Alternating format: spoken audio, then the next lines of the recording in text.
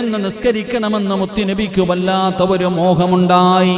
പടച്ചവനെ, നമ്മളൊക്കെ ഉസ്മാൻ തങ്ങളുടെ ചരിത്രമൊക്കെ പഠിച്ചപ്പോൾ മഹാനായ പ്രവാചകൻ സല്ലല്ലാഹു അലൈഹി വസല്ലമ തങ്ങളും സ്വഹാബത്തും പലപ്പോഴും മക്കയിലേക്ക് കടന്നു വന്നു.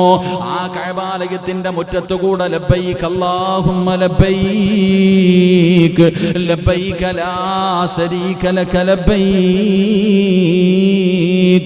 ലബ്ബൈക വിളിച്ചുകൊണ്ട് പരിശുദ്ധമായ കഅബാലയത്തിന്റെ മതാഫിലൂടെ ഒന്ന് തവാഫ് ചെയ്യാൻ അല്ലാഹുവിന്റെ പ്രവാചകനും സ്വഹാബത്തും ഒരുപാട് പരിശ്രമിച്ചു, ഒരുപാട് ആഗ്രഹിച്ചു വന്നപ്പോൾ മക്കക്കാരെന്ന് കാലുകുത്താൻ പോലും അനുവദിപ്പിക്കാതെ അല്ലാഹുവിന്റെ പ്രവാചകന് അനുവാദം കൊടുക്കാത്ത ഒരുപാട് സംഭവങ്ങൾ ഉണ്ടായിട്ടുണ്ട്.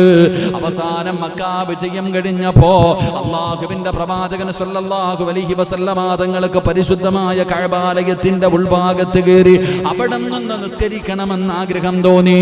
എന്റെ പ്രിയമുള്ളവരെ, കഅബാലയത്തിന്റെ താക്കോല് കൊണ്ടുവരാൻ മഹാനായ